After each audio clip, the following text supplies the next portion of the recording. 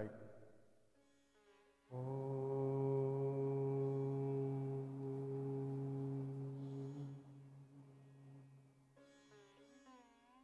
सच्चिदानंद रूपाय विश्वोत्पत्त्यादि Hathaway तापत्रय विनाशाय श्रीकृष्णाय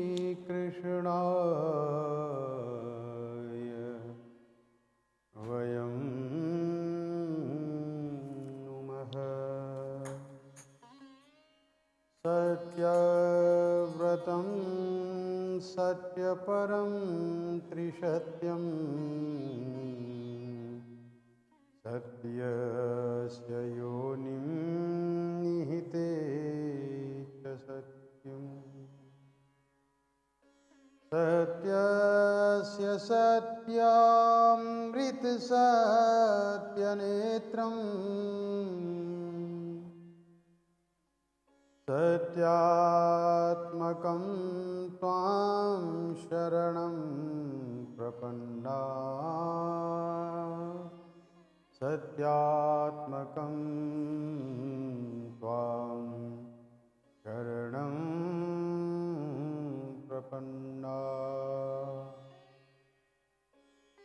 यत्कीर्तनं यत्स्मरणं यदीक्षणं यद्वन्दनं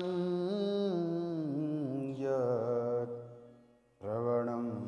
यदर्हणम् लोकस्य सद्यो विधुनोति कल्मषं तस्मै सुभद्रश्रवसे नमो नमः। वंशी विभूषितकरानवनीरदावात् पीताम्बरादरुणबिम्बफलाधरोष्ठा पूर्णेन्दुसुन्दरमुखात् अरविन्दनेत्रात् कृष्णात् परं किमपि तत्त्वमहं न जाने कृष्णात् परं किमपि तत्त्वमहं न जाने। करारविन्देन पदारविन्दं मुखारविन्दे विनिवेशयन्तम् वटस्य पत्रस्य पुटे शयानं बालं मुकुन्दं मनसा स्मरामि बालं मुकुन्दं मनसा स्मरामि बालं मुकुन्दं मनसा स्मरामि बालं मुकुन्दं मनसा स्मरामि बालं मुकुन्दं मनसा स्मरामि। थोड़ा बहुत ज़्यादा। बालं मुकुन्दं मनसा स्मरामि बालं, थोड़ा नीचे करो। बालं मुकुन्दं मनसा स्मरामि। हरे कृष्ण कृष्ण कृष्ण हरे। परात्पर जगदाधार जगतपति करुणा वरुणालय कारण करुणाकर भगवान श्री हरि परिवर्धा मर्यादा पुरुषोत्तम भगवान श्री हरि के पावन पवित्र चरण कमलों में ऋषिकेश की पवित्र पावन इस कुब्जाम्रक क्षेत्र से, इस पवित्र धरती से, ऋषिकेश नारायण भरत भगवान की धरती से भगवती गंगा मैया जहाँ कल कल छल छल बहती हुई हर एक प्रतिक्षण परमार्थ में लगी हुई इस संसार से पाप का भार कम करने के लिए बहती हुई, जहाँ की हवा भी, वायु भी, पवन देवता भी भगवती गंगा के जल में स्नान करके इस पवित्र कुब्जाम्रक क्षेत्र में, इस गंगा क्षेत्र में आने वाले को अपनी पवित्र वायु के द्वारा शीतलता प्रदान करते हैं, तन को भी और मन को भी और उसके जीवन के कर्मों को भी। ऐसी पवित्र नगरी से आप सब लोगों को भगवत कथा सत्संग श्रवण करने का जो लाभ प्राप्त हो रहा है, जो लाभ प्राप्त हो रहा है, उसके क्या कहने, ये तो आप लोग भी स्वयं समझ पाएंगे। आज बड़ा संतोष मिला जब मुझे एक फोन मलेशिया से आया और आकर के उन्होंने मुझसे कहा कि राइट 9 o'clock जब टिंग होता है तो my husband always use to say now pandit ji is online, now your katha time, go and see the listen the katha. बड़ा अच्छा लगा। अच्छा इसलिए लगा कि मैं यूं तो मैं जानता हूं, आप लोगों के बीच में बरसों से रहा हूं, परंतु दूर रहने के बाद फिर भी ये लगा कि हाँ चलो 9 बजे लोग मेरी उपस्थिति, मेरी अटेंडेंस तो ले रहे हैं। आज थोड़ा सा लेट हुआ और वो लेट इसलिए हुआ, थोड़ा सा प्रतीक्षा आप लोगों को करनी पड़ी। वो इसलिए क्योंकि today was no electricity in this area. अब उस इलेक्ट्रिसिटी की वजह से इंटरनेट भी नहीं था और फिर लाइट भी नहीं थी। थोड़ा सा मुश्किल हुआ स्ट्रीमिंग करना, लाइव स्ट्रीमिंग करना। और दूसरा प्रॉब्लम ये था कि बिना लाइट के मेरा कलर का प्रॉब्लम है, तो बगैर लाइट के I don't want to start the programme because you will listen only the voice but you can not see me, that's why no electricity. तो यही तो है पुरुषोत्तम, यही तो है विद्योत्तम, यही तो है विद्युत जिसे हम कहते हैं कि उस परमात्मा के द्वारा जो परम शक्ति है जिसे हम लोग विद्युत कहते हैं, जो विद्युत गति से दौड़ता है हमारा मन, उस मन को कंट्रोल करने के लिए भगवान श्री हरि की ये पवित्र कथा सुनने का शुभ लाभ आप लोगों को प्राप्त हो रहा है। एक और फ़ोन मुझे कल आया, आज आया सुबह, और उन्होंने मुझसे ये कहा कि thank you very much, today we came to know that we are listening Narad Purana. There is one more Purana also, it's called Narad Purana because we heard so many time Shiv Purana, Durga Purana, Shrimad Bhagwat Mahapurana, ये पुराण तो हमने सुने थे, but first time we are listening Narad Purana also. तो मैं आप लोगों के साथ बड़ी विनम्रता के साथ और भगवान के इस परम दिव्य इस महीने के इस समय पर आप लोगों के साथ निवेदन करता हुआ चलता हूं कि यही तो है सनातन धर्म का गौरव। आप सुने तो सही, आप सुनेंगे। भगवान श्री कृष्ण अर्जुन को कहते हैं थोड़ा रथ में बैठ जा थोड़ी देर और पहले सुन तो सही, सुन और देख। तो श्रीमद् भगवत गीता में क्या हुआ मालूम है? अर्जुन ने पहले सुना सुना सुना, भगवान की वाणी को सुना, भगवान के उपदेश आदेश को सुना, भगवान की ग्लोरीज को, भगवान की पवित्रता को, भगवान के अद्भुत कार्यों को सुना। और जब सुन करके मन में आ गया कि हाँ ठीक है मैंने सुना, श्रवण भक्ति जब पूर्ण हुई, तब अर्जुन ने कहा प्रभु मैं देखना चाहता हूं आपकी जो जो विभूतियां हैं, उन विभूतियों के बारे में मैंने सुना तो है, लेकिन मैं देखना चाहता हूं। अब अगर अर्जुन सुनता नहीं तो अर्जुन देखता कैसे? तो सुनने और देखने की देखिए परिपाटी में आप लोगों के सामने निवेदन कर रहा हूं। ये हमारा ज्ञान यज्ञ है जो 1 महीने तक चलने वाला है, और जो जो इस ज्ञान यज्ञ में हमारे साथ उपस्थित होगा, जो जो इस ज्ञान यज्ञ में हमारे साथ आएगा, चलेगा, अपना सहयोग सुयोग देगा, अपना सहयोग सुयोग देगा, तो उसको भी इस ज्ञान के द्वारा उस परमात्मा के उस परम आनंद की अनुभूति होगी। भगवान मिलेंगे, मैं ये बात नहीं कह रहा कि जन्म जन्म मुनि जतन कराही, मुनियों ने ऋषियों ने जन्म जन्म यत्न किए, तब जाकर के अनेक जन्मों के बाद भगवान के भगवत दर्शन हुए, साक्षात्कार हुआ। परंतु आज के इस कलयुग में हमें करना क्या है? तो आज के इस कलयुग में सबसे अच्छी बात यह है कि आज के इस कलयुग में हमें ज्ञान की प्राप्ति करनी है, क्योंकि इस कलयुग के लिए भगवान ने जो बनाया है नियम, वो है ऋते ज्ञानान्न मुक्ति, बगैर ज्ञान के मुक्ति संभव नहीं है। अगर मुक्ति चाहते हो तो एक युक्ति जीवन में लगा लो। मुक्ति अगर चाहते हो तो युक्ति जीवन में अपना लो। वो युक्ति मीन्स वो ट्रिक, वो फॉर्मूला है मुक्ति का फॉर्मूला, युक्ति से मिलेगा। और वो युक्ति है ज्ञान के मार्ग पर चलना और भक्ति करना। बोले ज्ञान के मार्ग पर क्यों चले? तो भगवान ने कहा रहते ज्ञानान्न मुक्ति। तो अर्जुन ने भगवान से प्रश्न किया कि फिर ज्ञान मिलेगा कैसे? देखिए, ये आपको श्रीमद् भगवत गीता में नहीं मिलेगा, ये अनुभव से और गुरुपीठ से, इस गुरु गादी से ही मिलता है। और मैं आप लोगों को निवेदन कर दूं कि मैं कुछ नहीं हूं, पर जब यहाँ पर बैठ जाता हूं तब भगवान से प्रार्थना करता हूं कि आइए पवन कुमार विराजिए, कथाहूत इतिहास, तुम पायक रघुनाथ के, हम चरणन के दास।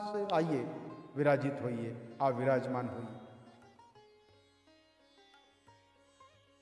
तो अर्जुन ने भगवान से कहा कि भगवान फिर वो ज्ञान कैसे मिलेगा? तो भगवान कहते हैं ज्ञान मिलेगा, कैसे मिलेगा? श्रीमद् भगवत गीता जवाब देती है। श्रीमद् भगवत गीता में उत्तर हमें प्राप्त होता है। तो भगवान कहते हैं, हे अर्जुन, श्रद्धावान लभते ज्ञानम, ज्ञानवान माम प्रपद्यते। सबसे पहले भगवान ने कहा श्रद्धावान लभते ज्ञानम, जिसके अंदर श्रद्धा होगी ना वो ज्ञान को प्राप्त करेगा। अब जिसके अंदर श्रद्धा होगी वही तो सोच करके आएगा कि पुरुषोत्तम मास की कथा चल रही है, आओ हम कथा सुन लें। तो जब श्रद्धा ही नहीं होगी तब क्या होगा? तब व्हाट्सएप पेज, फेसबुक पेज खुलेगा तो सही, लेकिन तब तक चंचल मन कहेगा जरा देख लें फेसबुक में और कौन कौन ऑनलाइन है, आओ देख लें फेसबुक में और कहाँ कहाँ क्या चल रहा है, और देख लें फेसबुक में मेरे पेज में मुझे कितने लाइक मिले, कितने कमेंट्स आए, किसने मुझे अपने कमेंट में मेंशन किया, कौन सी नई न्यूज़ आई है। तो पेज खोलने के बाद भी अन्य पेजों पर चले जाएंगे। लेकिन जो श्रद्धावान व्यक्ति होगा वो अपनी श्रद्धा के द्वारा उसे सामने रख करके आप उस दिव्य कथा को सुनने का अनुभव करेंगे। और एक निवेदन में आज आपको और एक टेक्निकल बात मैं आप लोगों को और बता दूं, वो डिवाइस निकाल करके लेकर के आना टीवी से, जिससे हम फोन को कनेक्ट करें। तो एक कारण आपके जीवन में ये जरूर बन जाना चाहिए कि श्रद्धावान लभते ज्ञानम। आपके अंदर अगर श्रद्धा होगी तब आपको ज्ञान की प्राप्ति होगी। और जब ज्ञान की प्राप्ति होगी तो ज्ञान की प्राप्ति करने के बाद हम क्या बनेंगे? तो ज्ञान की प्राप्ति करने के बाद ज्ञानी बनना। भगवान को ज्ञानी प्रिय हैं, पर कौन से वाले ज्ञानी? ये आर्गुमेंट वाले ज्ञानी नहीं बनना। तो भगवान कहते हैं पहली सीढ़ी है श्रद्धा की, कि श्रद्धावान लभते ज्ञानम।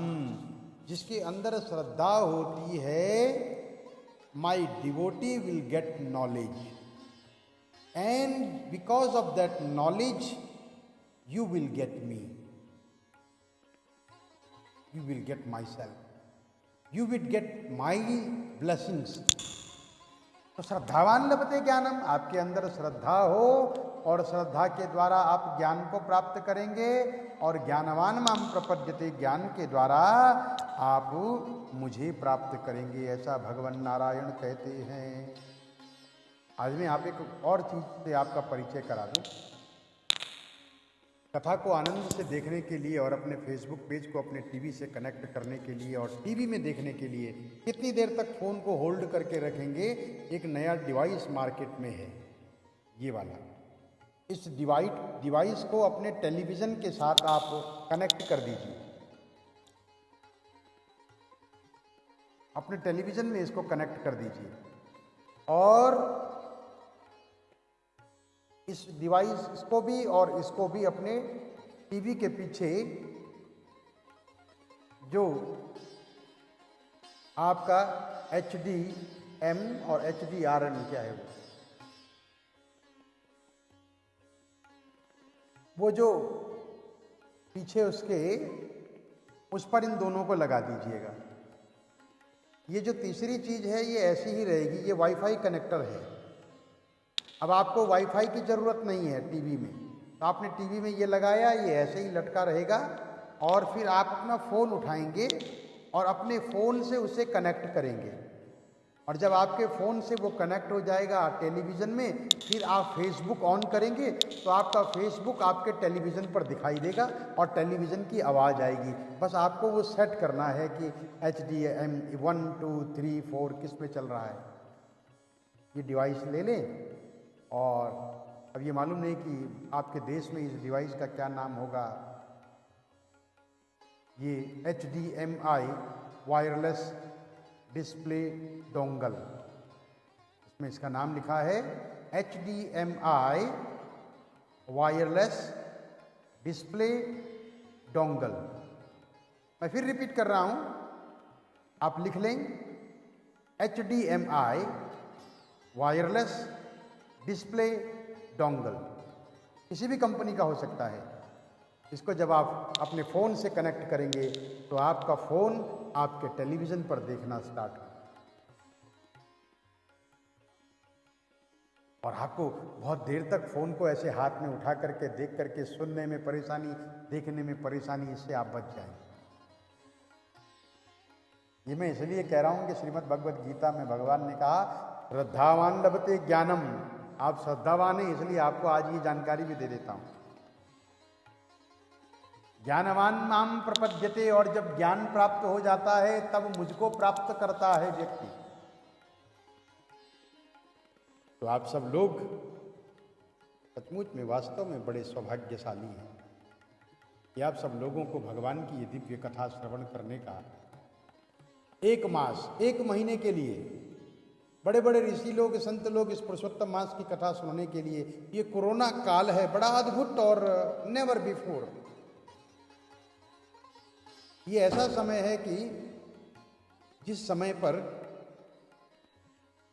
कोई भी कहीं नहीं जा पा रहा है, सब लोग अपने आश्रम में ही हैं। ये चातुर्मास्य का समय भी है जब चौमासा चतुर्मास ऋषि संत लोग किया करते हैं एक स्थान पर बैठ करके 4 महीने लगातार। तो इस कोरोना काल में भी लगभग 4 महीने चातुर्मास सबका हो चुका है, सबका अपने आश्रमों में अपने घरों में हो चुका है, चल रहा है। बस भगवान करे थोड़ा समय और हो और उसके बाद समय नॉर्मल हो। तो ये कोरोना काल है, तो ऐसे समय में आप सब लोगों को भगवत भक्ति की तरफ ले जाने का, भगवत कथा सुनने का, भगवत कथा कहने का सौभाग्य मुझे प्राप्त हो रहा है और सौभाग्य आपको प्राप्त हो रहा है जो आप लोग सुन रहे हैं।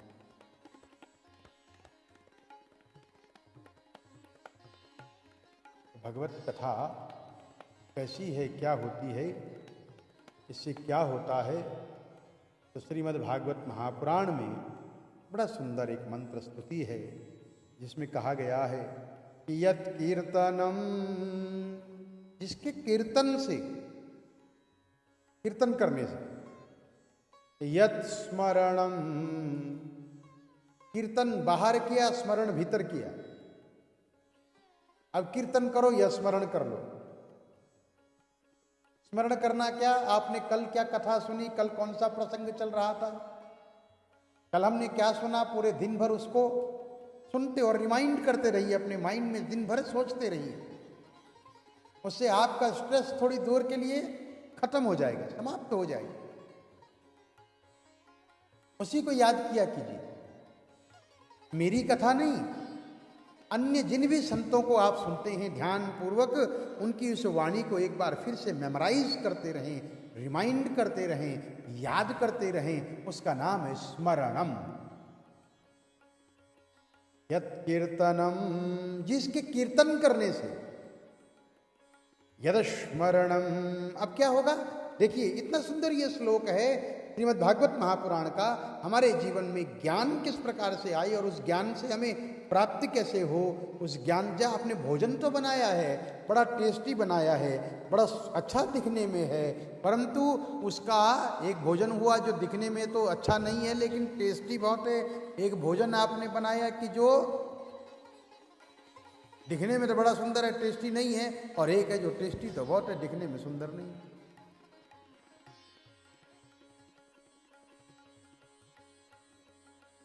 क्या कहा, यत् कीर्तनम। अब कीर्तन तो कर रहे हैं लेकिन स्मरण किसी और बात का चल रहा है। कीर्तन तो कर रहे हैं लेकिन स्मरण किसी और बात का चल रहा है। श्री कृष्ण गोविंद हरे मुरारी, हे नाथ नारायण वासुदेव।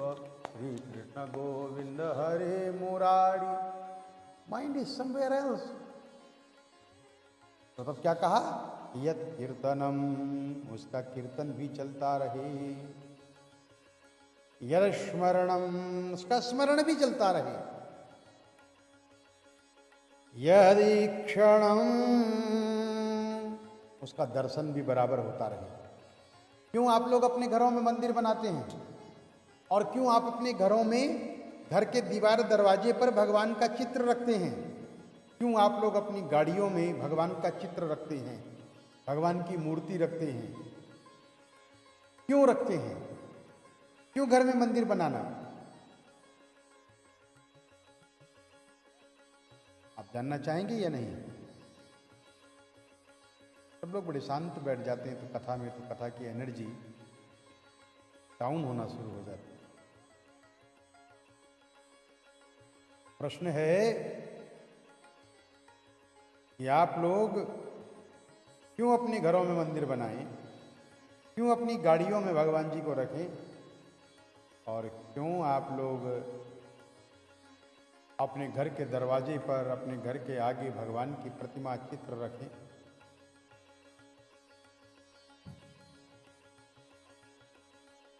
श्रीमद् भागवत महापुराण का ये श्लोक इस बात को परिपूर्ण करता है। आपका अंदर एक तो कीर्तन होता रहे, तो कीर्तन कहां से होगा, आपकी जबान से, मुख से। स्मरण कहां से होगा, आपकी बुद्धि से। यदि क्षणम, और दर्शन, दर्शन मीन्स व्यू, देखना। अब आपने क्या किया, मुख से बोला, बुद्धि से स्मरण किया, आंखों से दर्शन किया। अब आंखों से दर्शन करें कि जहां भी मैं देखूं वहां अपने परमात्मा, अपने प्रभु को, अपने ठाकुर को देखूं। यदि क्षणम, जिसका दर्शन निरंतर मुझे होता चला जाए। कहां कहां हो, मेरे घर में भी हो, मेरे मंदिर में भी हो, मेरे मन में भी हो, मेरे बच्चे बच्ची, मेरे पुत्रों पुत्रियों में भी हो, अपने घर के दरवाजे पर भी हो, घर के बाहर जाते, घर के अंदर आते। आप अपनी गाड़ी में बैठे तो उस गाड़ी में भी मेरा भगवान मुझसे पहले बैठा हुआ हो। अब गाड़ी के मालिक आप नहीं हैं, आपके घर का मालिक आपका भगवान परमात्मा, आपके शरीर का मालिक आपका परमात्मा, आपके घर का मालिक आपका परमात्मा, आपका ठाकुर आपका कृष्ण, आपकी गाड़ी का मालिक आपका परमात्मा, आपका ठाकुर आपका कृष्ण। यद दर्शनम, आपको उसी के दर्शन होते रहें। जब आप घर के अंदर आएँ तो घर में उन फोटो को देखते हुए आप अपने घर में प्रवेश करें। ठाकुर जी मैं आ गया, घर से बाहर निकले तो ठाकुर जी मैं जा रहा हूँ, गाड़ी में बैठे तो दरवाजा खोले तो सामने भगवान जी दिखाई दे तो माता झुक जाए। श्रीमद् भागवत महापुराण का ये पवित्र श्लोक है जो ये कहता है कि सुनिए, यत् कीर्तनम, वाणी दी है, मुख दिया है तो उसका कीर्तन करते रहिए। बुद्धि भगवान ने दी है तो उसका सुमिरन करते रहिए, स्मरण करते रहिए। आंखें भगवान ने दी है तो दर्शन करते रहिए यदि क्षणम यद वंदनम, और वंदन करते रहिए, वंदना करते रहिए, वंदना करते रहिए। कैसे वंदना करनी? तो सुंदर भजन के द्वारा मैं आपको ये पंक्ति बताता हूं कि मुझे मेरे दाता बहुत कुछ दिया है, तेरा शुक्रिया है, तेरा शुक्रिया है। उसका वंदन करते हुए, उसकी वंदना करते रहिए। और फिर कहा श्रवणम, अब आंखों से देखना, मुख से बोलना, बुद्धि से स्मरण करना, तो कानों से श्रवणम, सुनते रहना, सुनते रहना। Devotional songs, Holi scripture, divine talk, कथा, इन कानों से सुनते रहें। श्रवणम, बोले इसके इन चीजों से क्या होगा? क्या क्या होगा? कीर्तन से, स्मरण से, दर्शन से, वंदन से, श्रवण से, ये 5 चीजें बताई गई। कीर्तन, स्मरण, दर्शन, वंदन, श्रवण, ये करने से क्या होगा? बोले ये करने से मनुष्य के पाप को तत्काल नाश कर देता है। जो ऐसे उस भगवान को हम प्रणाम करते हैं। तो भगवान क्या करते हैं? 5 कार्य। कि 5 कार्य ये करते हैं कि अगर आपने अपने मुख से बोला तो आपके पापों का नाश हो, आपने स्मरण किया तो आपके पापों का नाश हुआ, आपने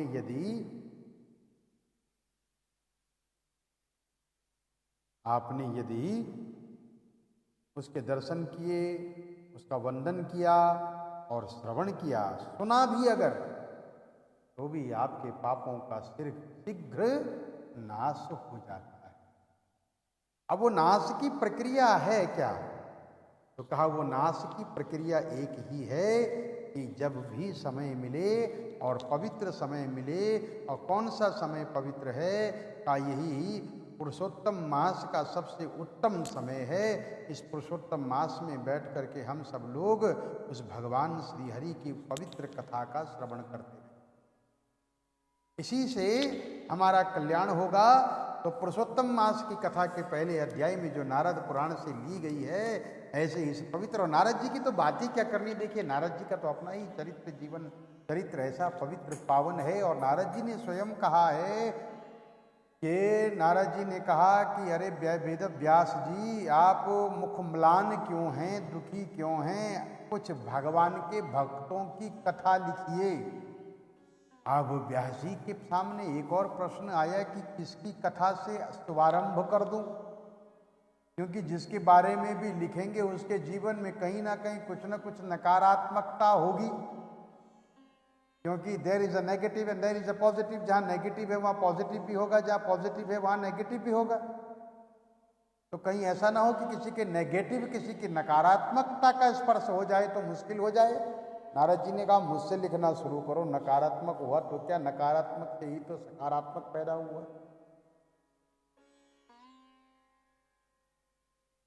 आप लिखना आरंभ कीजिए। नारद जी की श्रीमद् भागवत महापुराण में ये दिव्य कथा है। और यही कथा मैंने कल आप लोगों को बताई कि भगवान नारद महाराज ऐसे देव ऋषि हैं, ऐसे ब्रह्म ऋषि हैं कि जिनमें इतना परिताप था कि जिनका प्रताप इतना था कि जिन्होंने भगवान नारायण को भी श्राप दे दिया। और नारायण ने भी नारद के श्राप को अंगीकार किया, स्वीकार किया। और वर्ड बाय वर्ड नारद ने जो कुछ कहा था उस शब्द में से एक शब्द में भी भगवान ने कमी नहीं की, उसको पूर्ण भोगा। ऐसे प्रतापी, ब्रह्मनिष्ठ, कर्मनिष्ठ नारद जी ने भी भगवान को श्राप दिया और भगवान ने उसे स्वीकार किया। नारद जी कौन? तो नारद जी आजकल की भाषा में, क्योंकि इससे आप जल्दी समझ जाएंगे, सरलता और सुगमता से समझ जाएं, वही शास्त्र सुनने का आनंद है और समझना बड़ा भारी जरूरी है। मैं भी अपने जीवन में कोशिश कर रहा हूं बहुत सारी चीजें समझने की, यही जीवन का उद्देश्य भी है। नारद जी वो हैं जो सारे संसार में जहां कहीं कुछ अपघटित हो रहा है, कहीं शुभ हो रहा है, अशुभ हो रहा है, उस सारे शुभाशुभ को जाकर के भगवान नारायण से कह देते हैं और भगवान से परामर्श भी लेते हैं, एडवाइस भी लेते हैं और भगवान को संसार सृष्टि के इन 7 भुवनों को, इन 14 लोकों के बारे में बता देते हैं, कौन से लोक में क्या चल रहा है। और सहर्ष नारद ने भी स्वीकार किया श्राप कि जाओ तुम एक जगह पर नहीं रुकोगे। नारद जी ने कहा बहुत अच्छा किया आपने, अब तो मैं चलता ही रहूंगा, चला चल। तो नारद जी जो हैं कहीं भी अधिक समय नहीं रुकते। कहा इतनी देर रुकते हैं जितना गौ दोहन में समय लगता है, गाय का दूध निकालने में, बस उतना ही देर, उतनी देर एक स्थान पर रुकते हैं और उतनी देर में सब कुछ जान लेते हैं और सब कुछ जानने के बाद भगवान को बता देते हैं। तो इस सृष्टि में इन 14 भुवनों में कहाँ क्या चल रहा है, भूलोक में, भुवलोक में, स्वलोक में, महालोक में, जनालोक में, तपालोक में और सत्यलोक में भी क्या चल रहा है, सुतल वितल तरातल रसातल पाताल आदि लोकों में क्या चल रहा है, वो सब कुछ, राजाओं में क्या चल रहा है, महर्षियों में क्या चल रहा है, ब्रह्मर्षियों में क्या चल रहा है, ब्राह्मणों में क्या चल रहा है, क्षत्रियों में क्या चल रहा है, राजाओं में क्या चल रहा है, वो सारी की सारी बातें नारद जी सीधे भगवान के पास जाते हैं और भगवान की जो एडवाइजरी कमेटी है उसके सामने रखते हैं और वहाँ से एडवाइस लेकर के किसी न किसी एक ऋषि संत को इस संसार के कल्याण के लिए भेजने का भगवान से प्रयत्न करते हैं और भगवान से कहते भी हैं। बहुत सारी जगह तो नारद जी ऐसे हैं कि स्टिंग ऑपरेशन भी करते हैं। स्टिंग ऑपरेशन भी करते हैं। स्टिंग ऑपरेशन का मतलब है बातों बातों से बातें निकाल लेना और वही ठीक रिकॉर्ड करके भगवान विष्णु को बता देना। अब नारद जी सबका स्टिंग कर रहे थे। एक बार नारायण ने सोचा नारद का ही स्टिंग किया जाए।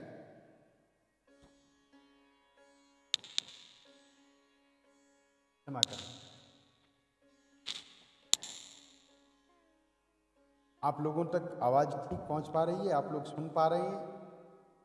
साउंड, वॉइस क्लियर है? डिस्टरबेंस तो नहीं है? मुझे जरूर बताया कीजिए।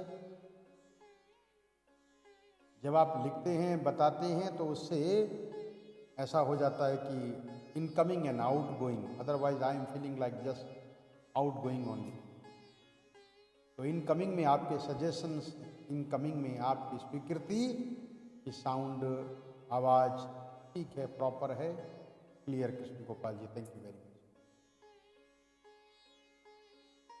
अब नारद जी, रूपा जी थैंक यू जी, ये इसी से पता लगता है। और अगर भगवान ने चाहा, ईश्वर ने चाहा तो इस महीने के उपरांत नवरात्रि के बाद या नवरात्रि में भी मैं चाहूँगा आप लोगों से कि नवरात्रि जब आएगी तब नवरात्रि में दुर्गा पाठ या भगवती दुर्गा जी से संबंधित कुछ हम लोग करेंगे, ऐसा कि जिससे आप सब लोगों को और आनंद रहे और भगवान की कृपा हो। तरुण जी धन्यवाद आपका। हो सकता है कि इसके बाद हम सब लोग बैठ कर के और उसमें क्वेश्चन आंसर्स भी हो सकते हैं, आप पूछ भी सकते हैं, बता भी सकते हैं। जूम में आप सब लोगों का वीडियो भी मेरे सामने होगा, जिसको जो कुछ पूछना होगा, बोलना होगा वो कर सकता है। इस फेसबुक लाइव से जूम की तरफ भी हम लोग चलेंगे। आप लोग भी अपना जूम डाउनलोड कर लीजिए, अपना एक बना लीजिए, हाँ, ताकि उसमें आप सब लोगों के साथ फिर इस तरह का हो जाए कि इनकमिंग और आउटगोइंग दोनों बराबर चलती रहे। जब टेक्नोलॉजी है तो उसका प्रयोग जरूर करना चाहिए। टेक्नोलॉजी में तो भगवान ने श्रीमद् भगवत गीता में अद्भुत टेक्नोलॉजी दी है। दूर श्रवण विज्ञान दूरदर्शन चक्षुषा, तो इस टेक्नोलॉजी के हम लोग कोई नया हमारे लिए नहीं है, हमारे लिए बड़ी एंशियंट टेक्नोलॉजी है। ये हमारे वैदिक साहित्य की टेक्नोलॉजी है, जिसमें कि हम सब लोग सुन पा रहे हैं, बोल पा रहे हैं। पहले ऋषयो मंत्र दिष्टारः, ऋषियों मंत्र करता रहा। ऋषि लोग मंत्र करते भी थे और ऋषि लोग मंत्र को देखते भी थे। ये आकाश में क्या उड़ रहा है? आई क्लाउड। ये क्लाउड में क्या चल रहा है? बस वो आई क्लाउड से उसको अपने सॉफ्टवेयर में डाउनलोड कर देते थे और फिर उसको पब्लिश कर देते थे मंत्र को बोल करके। दूसरा उसको सुनता था, उसको याद हो जाता था। ये टेक्नोलॉजी चला करती थी, बहुत पुरानी टेक्नोलॉजी है। आज हम जो फेसबुक से देख रहे हैं, हाँ, मार्क जुकरबर्ग को थैंक यू, धन्यवाद बहुत बहुत, जिसने ये सुंदर टेक्नोलॉजी को इस समय पर चलाया। आज कोरोना काल में ये टेक्नोलॉजी काम आ रही है। ये आजकल के ऋषि हैं, जिनको आप लोग वैज्ञानिक कहते हैं, साइंटिस्ट कहते हैं, इनकी टेक्नोलॉजी इस समय की, इनका नाम ये इस समय का है। हमारे पास पुरानी टेक्नोलॉजी में हमारे यहाँ ऋषि कहते थे, अनुसंधानकर्ता कहते थे, वैज्ञानिक कहते थे, वेदविद कहते थे। तो भगवत प्रेमियों, अब नारायण जी ने सोचा कि ये नारद सबका स्ट्रिंग ऑपरेशन किया करता है, सबके बारे में ये नारद जो है हमें जानकारी देता है, सबके बारे में नारद जी सबकी बातें निकाल लेता है, सबको भ्रमित करता है और सबका भला भी करता है। नारद का भी भला होना चाहिए। एक स्ट्रिंग नारद जी का करते हैं तो भगवान शिव के साथ बैठ करके मेरे विषय में, देखिए निज अनुभव, मैं जब कथाओं को पढ़ता हूं तो एक अनुभव उसमें निकालता हूं, अपना अनुभव रखता हूं और मैं सब विद्वान संतों से प्रार्थना करता हूं, ये मेरा अनुभव है, ऐसा मेरे संज्ञान में, ऐसे मेरे ज्ञान में, मेरी भक्ति बुद्धि में जो आया, मैं उसको उन्हीं शब्दों से प्रेरित करके बोलता हूं। भगवान नारायण ने सोचा होगा कि शिव जी महाराज, ये नारद, इसका भी कल्याण होना चाहिए, एक स्ट्रिंग इसका भी कर देते हैं। ये सबका स्ट्रिंग करता है, स्ट्रिंग ऑपरेशन करता है, एक इसका भी कर देते हैं। तो बोले क्या करना चाहिए? तो कहा इसको ऐसी लगन लगाते हैं कि ये ध्यानस्थ हो जाए। नारद जी ध्यानस्थ हुए, कामदेव नारद जी के पास आया। देखिए नारद पुराण की ये कथा है, तो नारद जी जो मेन कैरेक्टर हैं, इसके मेन चरित्र हैं, इसके मुख्य इस कथा के हैं और भगवत धर्म के तो आहा, भक्ति के तो आचार्य हैं। लोगों को भक्ति में लगाने के लिए, भक्ति के लिए उपाय करने के लिए, भक्तों के उपाय करने के लिए, भगवान के लिए तो नारद जी का जीवन ही समर्पण है। उपबरहन नाम के गंधर्व हुआ करते थे, ब्रह्मा जी के शाप के द्वारा स्थापित हुए, दासी पुत्र बने। दासी पुत्र बनने के बाद संतों की बड़ी कृपा हुई, तो तब भगवान भगवत मार्ग पर लगे, भगवान का स्पर्श और अनुभव प्राप्त किया, शरीर को छोड़ दिया और तब ब्रह्म ऋषि बने। हरि अनंत, हरि कथा अनंता। तो आओ शिव एक नारद का भी स्ट्रिंग किया जाए। नारद जी बद्रीनाथ धाम में जाकर के भगवान का ध्यान करते हैं, आंखें बंद करते हुए भगवान सुमिरन कर ले रे मनाह, मन से सुमिरन करते हैं। सुमिरन करते करते कामदेव नारद जी के पास आए और आकर के नारद जी को 5 बाण मारे, पर नारद जी ने कामदेव को इग्नोर कर दिया। थक करके, हार करके जब कामदेव वापिस चले गए तो नारद जी बड़े प्रसन्न हुए और जाकर के भगवान शिव से कहते हैं, आप ही कामारी नहीं हैं, आप ही कामजित नहीं हैं, आज से मैं भी कामजित बन गया हूँ, काम को मैंने जीत लिया है। कामदेव मेरे पास आया, बस महाराज क्या कहना, लेकिन मैं उसके चंगुल में, उसके जंजाल में नहीं फंसा। बस शिव जी ने कहा, देख बहुत सुंदर बात है नारद, उन्हें अच्छा किया मुझसे बता दिया कि ये बात विष्णु से जाकर के मत कह दे, नारायण से जाकर के मत कह दे। नारद जी ने कहा ऐसा क्यों? शिव जी ने कहा बस मैं कह रहा हूँ, नारद से मत, विष्णु से मत कहना, तुमने मुझसे कह दिया, बहुत अच्छी बात। अब नारद जी कहाँ रुकते? नारद जी ने कहा विष्णु से ही कहना तो ज़्यादा जरूरी है, शिव से कह करके क्या, ये तो अभी जो कह दिया बाद में भूल जाएंगे, तपस्या में बैठ जाएंगे, तो किसको पता लगेगा जो काम मैं कर रहा हूँ। तो नारद जी तुरंत भगवान विष्णु के पास वैकुंठ धाम गई और भगवान से कहा, हे नारायण, आपसे मुझे भी मान्यता चाहिए, रिकॉग्निशन चाहिए, एक प्रमाण पत्र ऐसा चाहिए जिससे मैं भी कामारी बन गया हूं, कामजित बन गया हूं। भगवान विष्णु ने कहा, बात तो तुम्हारी ठीक है, बड़ा सुंदर तुमने कहा, बड़ा सुंदर तुमने किया, हम समझ गए, हमें तुम पर पूर्ण विश्वास है, पर एक बात रखिए, सर्टिफिकेट बनाने के लिए मैनेजमेंट को बुलाना पड़ेगा, उनके सामने प्रस्ताव, थोड़ा समय लगेगा, तब तक तुम घूम घाम करके आ जाओ। नारद जी बस चले, भगवान नारायण की माया उनके पीछे पीछे चली। नारद जी एक ऐसे नगर में पहुंच गए जहां स्वयंवर चल रहा था, वहां के राजा की कन्या जो थी, जो सबसे सुंदर पुरुष होगा उसी को वर्ण करेगी, ऐसा नारद जी ने सुना। तो मेरा वर्ण हो जाए, ये कन्या मेरे गले में माला डाल दे तो कितनी अच्छी बात है। तो नारद जी तुरंत वापस भगवान विष्णु के पास गए। गोस्वामी तुलसीदास जी रामचरितमानस में लिखते हैं कि नारद जी अपने मन में गाते हैं कि सुंदरता कौन देगा। तो हरि सन मांगऊं सुंदरताई, भगवान हरि से जाकर के सुंदरता मांगता हूं कि मैं बहुत सुंदर, गुड लुकिंग, हैंडसम बन जाऊं। तो नारद जी नारायण जी के पास गए कि मुझे बस प्रभु बहुत सुंदर बना दीजिए।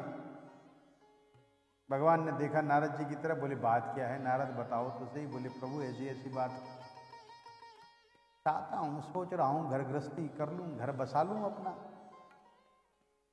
घर बसा लूं, जैसे आप भगवती लक्ष्मी के साथ लक्ष्मी रमणा हैं, ऐसा मैं भी अपने लिए घर गृहस्थी बसा लूं। और सुना है महाराज की कन्या तो क्या विश्व मोहिनी है, सुंदरी है, उसके साथ मेरा परिणय अगर हो जाए तो बड़ी कृपा आपकी हो, बस सुंदर मुझे बना दीजिए, ऐसा कि मेरे समान कोई दूसरा हो ही नहीं, अद्भुत सुंदर। तो भगवान ने कहा, जाओ तुम्हें अद्भुत सुंदर बना देता हूं। बस नारद जी चले गए। नारद जी सभा में बैठे, कन्या माला लेकर के आई, आकर के धीरे धीरे जैसे नारद के पास आने लगी, नारद जी का मन पुलकित होने लगा। कहाँ अभी सर्टिफिकेट लेने गए थे कामदेव का, कहाँ मन के अंदर काम जाग गया। जाने ही नहीं कि भगवान ने अपनी माया के द्वारा मेरा स्ट्रिंग ऑपरेशन चलाया हुआ है, मेरे पीछे भी किसी को लगाया हुआ है। नारद जी सोचते रह गए। इतनी देर में वो कन्या नारद जी के आगे से उनको क्रॉस करके और आगे चली गई। नारद जी बड़े दुखी हुए मन ही मन, सामने शिव के गण बैठे थे, नारद जी को देख करके हंसने लगे, उनका उपहास करने लगे। और नारद जी जब वहाँ से बाहर निकले तो जल में अपनी छाया परछाई देखी, अपना मुख देखा तो उनका मुख बंदर के समान काला, ब्लैक मंकी, लुकिंग लाइक अ ब्लैक मंकी। बड़ा क्रोध आया, शिवगणों को भी श्राप दे दिया।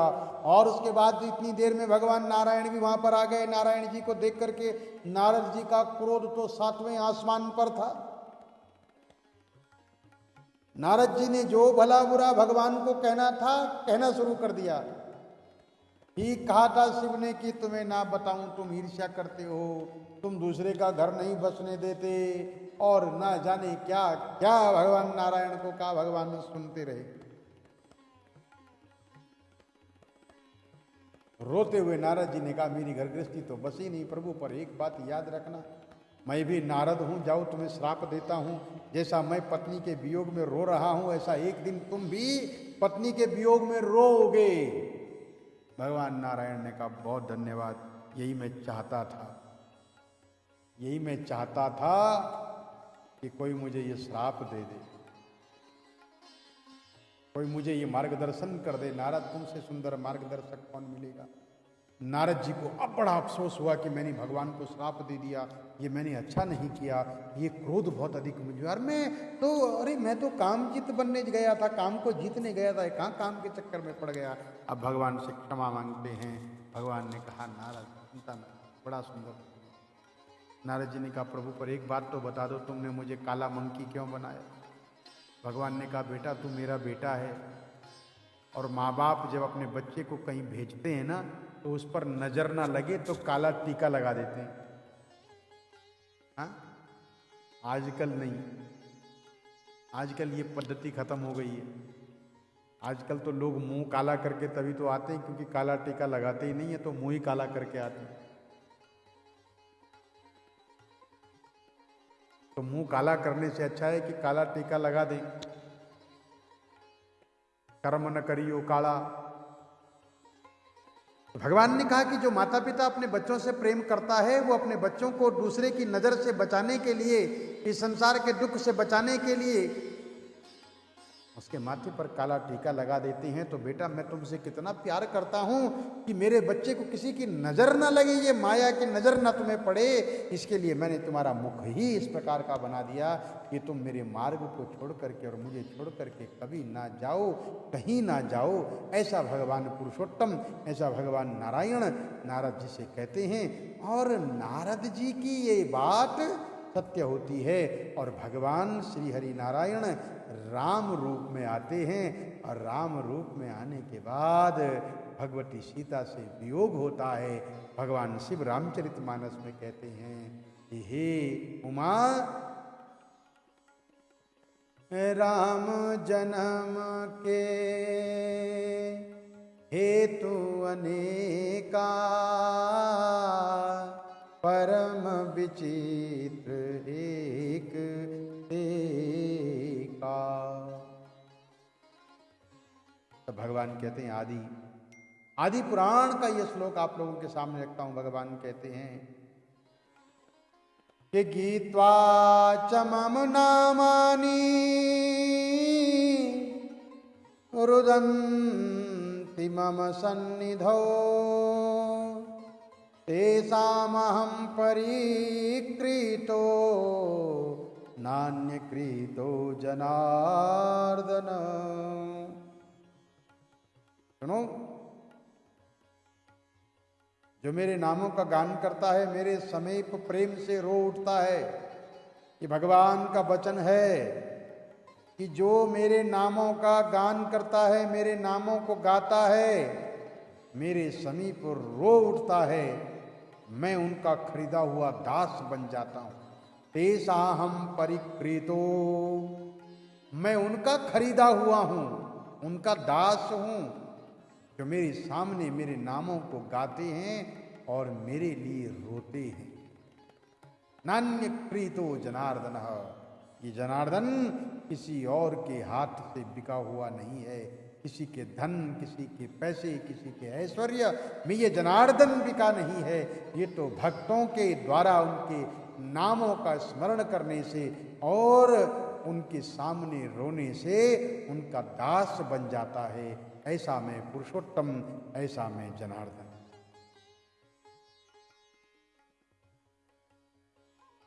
कि कृष्ण नाम सहस्रेश ऋषिरग्नि निरूपितः, गायत्री च तथा छंदो देवता पुरुषोत्तमा। इस पुरुषोत्तम मास की दिव्य कथा जो आपने कल सुनी, जिस कथा में सुखदेव जी महाराज ये कहते हुए, सुखदेव जी महाराज ये कहते हैं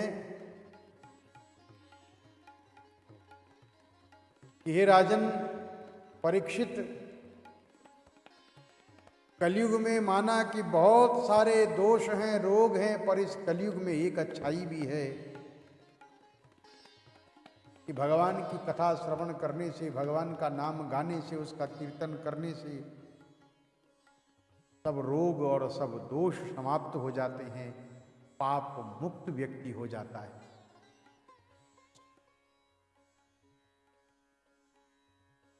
तो कल की कथा में सूत जी महाराज कहते हैं कि मैं जब घूमता हुआ गंगा क्षेत्र में गया, मैंने सुना कि महाराज परीक्षित, जिन्हें 7 दिन के बाद मृत्यु का श्राप मिला है, वो कई ऋषियों, ब्रह्म ऋषियों के साथ, ब्राह्मणों के साथ गंगा नदी के किनारे बैठ कर के अपने जीवन को पावन करने के लिए, भगवान की कथा सुनने के लिए वहाँ पर बैठे। उसी समय वहाँ पर सुखदेव जी महाराज, जो व्यास जी के सुपुत्र हैं, वो आते हैं और आकर के ऊंचा स्थान प्राप्त करके सुखदेव जी महाराज को कथा सुनाते हैं। उस भागवत महापुराण की कथा को सुनने के लिए मैं भी उस स्थान पर गया और मैंने वो कथा सुनी भी, और उस कथा को सुनने के बाद उस कथा का प्रभाव और प्रताप मैंने सुना भी और देखा भी कि जिससे परीक्षित जी महाराज मोक्ष को प्राप्त हुए। उसके बाद मैंने सुना कि यहाँ यज्ञ हो रहा है और यज्ञ में उद्यत जो ब्राह्मण हैं, उन ब्राह्मणों को देखने के लिए मैं यहाँ आया। और सूत जी महाराज कहते हैं कि मैं अत्राहमागतो विप्रान् शत्रोद्यम परायणान् दृष्टुकामा कृतार्थोऽहं जातो दीक्षित दर्शनात्। मैं ब्राह्मणों का दर्शन करके कृतार्थ हो गया हूँ, ब्राह्मणों का दर्शन करके कृतार्थ हो गया हूँ। मैं ऐसे उत्तम यज्ञ करने वाले ब्राह्मणों का दर्शन करना चाहता था और यहाँ यज्ञ को देखने के लिए और इन उत्तम ब्राह्मणों का दर्शन करके मैं कृतार्थ हुआ। ऋषि लोग कहते हैं, साधो वार्तानंतरम त्यक्त्वा पूर्वं यत्तु श्रुतं त्वया कृष्णद्वैपाय मुखात् श्रुतं तद्वदस्व नः सारात् सारतरां पुण्यां कथा आत्मप्रसादनीं पाययस्व महाभाग सुधाधिकतरां परां।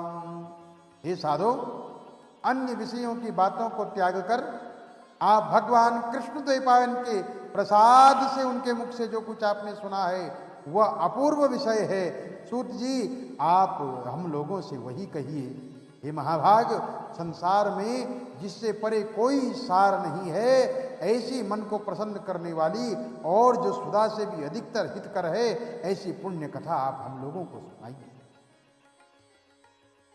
सूत जी कहते हैं, विलोमजोऽपि धन्यस्मि यन्मां पृच्छत सत्तमाः यथा ज्ञानं प्रवक्ष्यामि तत् श्रुतं व्यासवक्त्रतः।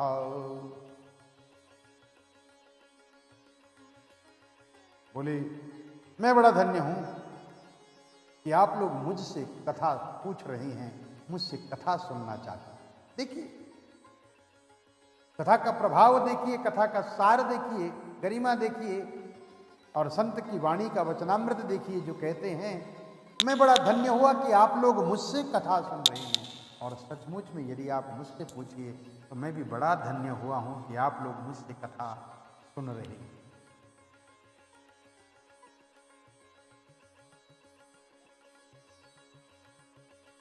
कहा, भगवान व्यास के मुख से जो मैंने सुना वो यथा ज्ञान में आपसे कहता हूं कि एक समय नारद मुनि नारायण आश्रम में गए और नारायण आश्रम में जाने के बाद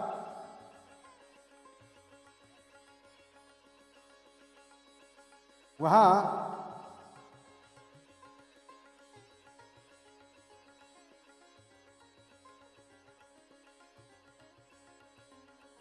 तपस्वी, सिद्धियों और देवताओं से युक्त जो आश्रम है, जिस आश्रम में बड़े सुंदर सुंदर वृक्ष हैं, अनेक वृक्षों से जो सुशोभित है, और जहां भगवान विष्णु के चरण कमलों से निकली हुई गंगा और अलकनंदा जहां बह रही है, ऐसे नर नारायण के स्थान में नारद मुनि ने जाकर के महानारायण को प्रणाम किया। ब्रह्म की चिंता में लगा हुआ, जिनका मन जितेंद्रिय काम क्रोध इच्छाओं शत्रुओं को जिसने जीत लिया हो और जिनकी चमक बड़ी ही प्रभावशाली हो, ऐसे देव तपस्वी नारायण को साष्टांग दंडवत प्रणाम करके नारद ने उस व्यापक प्रभु की स्तुति करना आरंभ किया और कहा, नारद उवाच कि देव देव जगन्नाथ कृपा कूपार सत्पते सत्यव्रत स्त्री सत्योषी सत्यात्मा सत्य संभव। हे भगवान, मैं आपकी शरण में आया हूँ। आप जो तप है वह संपूर्ण प्राणी को शिक्षा के लिए, मर्यादा की स्थापना करने के लिए है। आप तपस्या ना करें तो जैसे कलयुग में एक पाप करने से सारी पृथ्वी डूबती है, वैसे ही एक पुण्य करने से सारी पृथ्वी भी तरती है, इसमें कोई संशय नहीं है। क्या कहा नारद जी ने कि यथा ये के न कृतात् पापान कलौ मज्जति मेदिनी। इस कलयुग में एक पाप से पृथ्वी डूब जाएगी, एक पाप से पृथ्वी डूब जाएगी। फिर से रिपीट कर रहा हूं। इस कलयुग में नारद जी कहते हैं, श्लोक नंबर 13 चैप्टर नंबर 2 श्लोक नंबर 13। क्या कहा नारद जी ने? यथा एकेन कृतात् पापात् कलौ महज्जति मेदिनी। ये कौन सा काल चल रहा है? ये कलयुग काल चल रहा है। तो नारद जी भगवान नारायण से कहते हैं कि जैसे एक पाप के कारण पृथ्वी डूब जाएगी कलयुग में। अब आप आज देखिए ना, एक पाप, एक कोरोना वायरस से, और ये पाप किसका है? ये मनुष्य जाति का पाप है। मनुष्य जाति ने पाप किया है, जिस पाप की सजा सारी मनुष्य जाति भोग रही है। ये मानकर चलिए कि पूरी धरती डूब गई है इस समय, एक पाप के कारण, एक श्राप के कारण, एक ताप के कारण, एक कोरोना के कारण। सारे देश बंद हो गए हैं, एयरपोर्ट बंद हो गए हैं, जल मार्ग बंद हो गए हैं, आकाश मार्ग बंद हो गए हैं, भूमार्ग बंद हो गए हैं, बड़ी बड़ी कंपनियां, बड़े बड़े धनाढ्य डूब गए हैं, बड़े बड़े देशों की जीडीपी खत्म हो गई है लगभग। नहीं हुई क्या? नहीं डूब रहे हैं देश, नहीं डूब रही हैं कंपनियां। ये कलयुग में यही तो बात कही है कि एक पाप के कारण पृथ्वी डूब जाएगी कलयुग में, और आज वो हो रहा है। आप एग्री करें या ना करें, पर ये सत्यता है जीवन की कि एक पाप के कारण, फिर से पढ़ रहा हूं श्लोक नंबर 13, यथा ये केन कृतात् पापात् कलौ मज्जति मेदिनी। जिस प्रकार हे प्रभु एक पाप के करने से पृथ्वी डूबती है, वैसे ही, लेकिन वहां पर एक सुंदर बात भी कहते हैं, तथा ये केन कृतान् पुण्यान् तरतीयं न संशयः। जैसे एक पाप करने से पृथ्वी कलयुग में डूब जाएगी, वैसे ही एक पुण्य करने से पृथ्वी तर भी जाएगी। हाँ, एक पाप से डूब भी जाएगी और एक पाप से तरेगी भी। अब कौन तरेगा? एक बड़ा सुंदर भजन है, आज के लिए बस यहीं पर समाप्त करेंगे। अब आप लोगों को नींद आने लगी है। क्या कहा? कौन तरेगा? कौन तरेगा? तो बड़ा सुंदर भजन कहा कि तरेगा तो वही जिसके हृदय में हर है, तरेगा तो वही जिसके हृदय में हर है। गंगा में नहाने से जो पापी जन तर है, गंगा में नहाने से जो पापी जन तर है, मछली क्यों नहीं तर जाती गंगा में ही घर है, मछली क्यों नहीं तर जाती गंगा में ही घर है। तरेगा तो वही जिसके हृदय में हर है। जटा के बढ़ाने से जो पापी जन तर है, जटा के बढ़ाने से, बड़े बड़े बाल कर लिए, जटा के बढ़ाने से जो पापी जन तर है, मोर क्यों नितर जाता लंबे लंबे फर हैं। Peacock feathers are very long, very huge. फिर तो मोर को बैकुंठ चले जाना चाहिए। तरेगा तो वही जिसके हृदय में हरि है। घंटी के बजाने से जो पापी जन तर है, घंटी के बजाने से जो पापी जन तर है, बैल क्यों नितर जाता घंटी गले पर है, बैल क्यों नितर जाता घंटी गले पर है। तरेगा तो वही जिसके हृदय में हर है।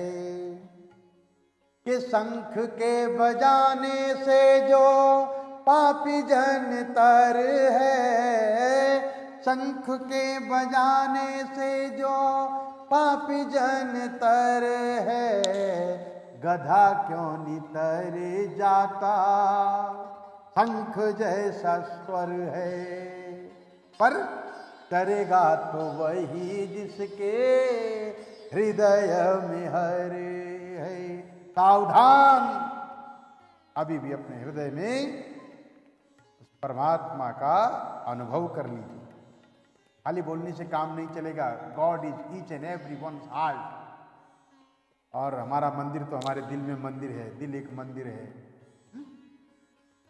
मंदिर भी जाओ और बस मन पाप में लगा रहे, कैसे निकालें, कैसे हटाएं, कैसे मिटाएं, कैसे लगाएं, कैसे जलाएं, इसी जाप में लगे रहे, इसी जाप में लगे रहे। भगवान नारायण सोचते हों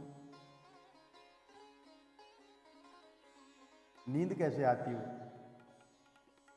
उन लोगों को नींद कैसे आती होगी। मेरे को समझ में ये नहीं आया कि अन्य क्षेत्रे कृतम पापम पुण्य क्षेत्रे विनश्यति, पुण्य क्षेत्रे कृतम पापम वज्रलेप।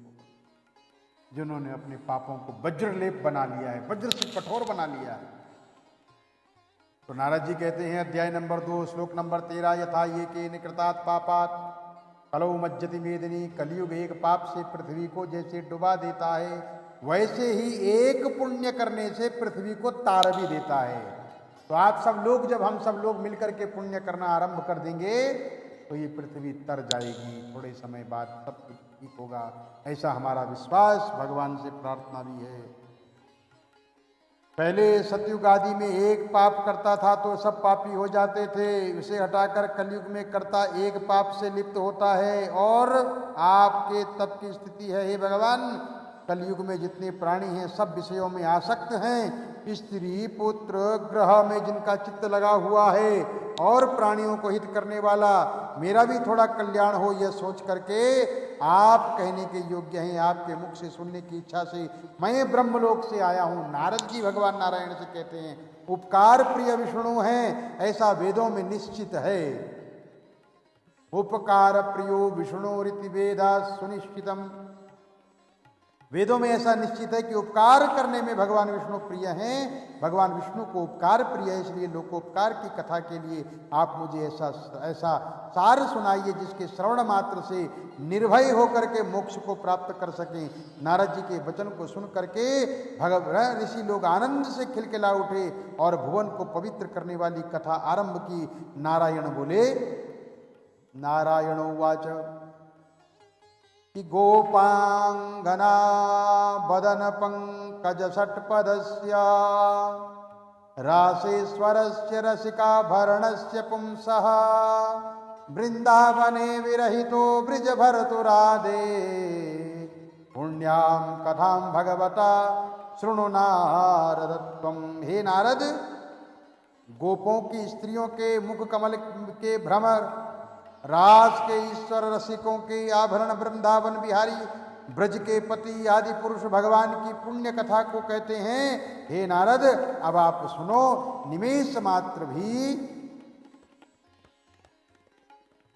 अब नारद जी को भगवान कथा सुनाना आरंभ करते हैं और भगवान ने जैसे ही पुरुषोत्तम महात्म्य की कथा सुनानी आरंभ की तो नारद जी ने प्रश्न किया। नारद जी ने कहा, प्रभु पुरुषोत्तमस्तु को देवो महात्म्यम तस्य किम मुने। हे भगवान, पहले तो ये बताइए कि ये पुरुषोत्तम नाम का देवता कौन है, ये पुरुषोत्तम कौन है। ये आपका भी प्रश्न है और ये नारद जी पूछ रहे हैं कि एक तो पुरुषोत्तमस्तु को देवो महात्म्यम तस्य किम मुने, वो पुरुषोत्तम नाम का देवता कौन है और उसका महात्म्य क्या है। और अत्यद्भुत विवाम भाति विस्तरेण वदस्व में, आप मुझे विस्तार पूर्वक आदर पूर्वक कहें। यह पुरुषोत्तम महात्म्य दरिद्र और वैधव्य का नाश करने वाला है, यश का दाता और सतपुत्र को और मोक्ष को देने वाला है, शीघ्र ही इसका प्रयोग करना चाहिए। ऐसा जब नारद जी ने सुना तो नारद जी ने कहा, मुझे विस्तार पूर्वक कहिए। श्री नारायण उवाच। अब नारायण जी कहते हैं, पुरुषोत्तमेति मासस्य, ये पुरुषोत्तम मास की कथा है नारद। क्योंकि आज समय अधिक हो चला है, समय थोड़ा सा देर से हमने आरंभ किया था, इसलिए थोड़ा सा समय और अधिक हुआ है, उसके लिए मैं क्षमा चाहता हूँ। कल फिर आप लोगों के दर्शन करूँगा, आप लोगों को ये कथा और आगे सुनाऊंगा और स्वयं भी इसका आनंद लूँगा। तब तक के लिए स्टे ब्लेस्ड। भगवान की कृपा आप सब पर बनी रहे। भगवान से बस प्रीति बनाए रखिए और कथा का सार सुनते रहिए। पुरुषोत्तम मास की अद्भुत कथा सुनते रहिए। तब तक के लिए मैं पंडित दिनेश मल्टी शास्त्री आप सब लोगों से विदा लेता हूँ। भगवान सब पर अपनी कृपा बनाए रखें। ओम नमो भगवते वासुदेवाय।